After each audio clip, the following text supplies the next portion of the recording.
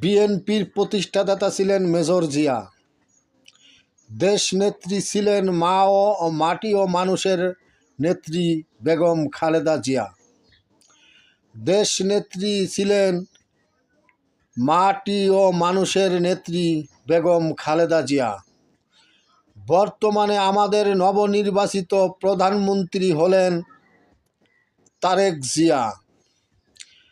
তাই আমার আশা আকাঙ্ক্ষা তিনি বাংলাদেশের দুর্নীতিবাজদের বিচার করে আইনের আওতায় এনে দৃষ্টান্তি শাস্তি দিবেন ও যারা স্বৈরাচারী করেছে, যারা এই যে জুলাইয়ের পরে মানুষ হত্যা করেছে, জুলাইয়ের আন্দোলনে পুলিশ হত্যা করেছে, তাদেরকে আইনের কাঠগড়ায় এনে উপযুক্ত শাস্তি দিয়ে প্রশাসককে আইনি সহায়তা দিবে, এটাই আমি আশা রাখছি মাননীয় প্রধানমন্ত্রীর কাছে।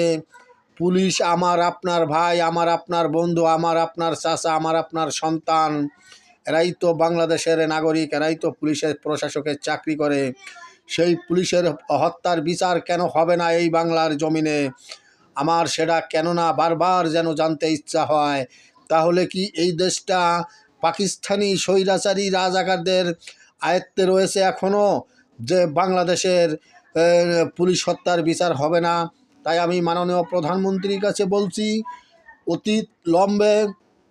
অতি তাড়াতাড়ি ঈদের পরে এই পুলিশ হত্যার বিচার করে দৃষ্টান্তমূলক শাস্তির ব্যবস্থা করবেন, যাতে ভবিষ্যতে কেউ আইনি কাঠামোকে নিয়ে আর এই ধারণার কোনো উদ্যোগ না নিতে পারে, পুলিশ হত্যা করার চিন্তা কখনো নাও করতে পারে। তাই পুলিশ হলো বাংলার জনগণের নিরাপত্তার প্রহরী। তাদেরকে সুবিচার না দিলে তারা দেশ ভালোভাবে সুরক্ষা দিতে পারবে না।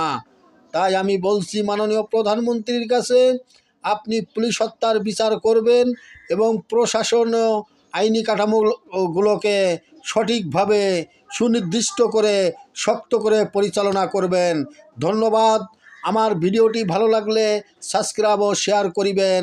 বাংলার জনগণ, বাংলার খেটে খাওয়া মানুষ, বাংলার কৃষক, শ্রমিক, দিনমজুরি, রিক্সা চালক, অটো চালক, সবাইকে জানাই আমি আন্তরিক অভিনন্দন ও ঈদের তৃতীয় দিনের শুভেচ্ছা।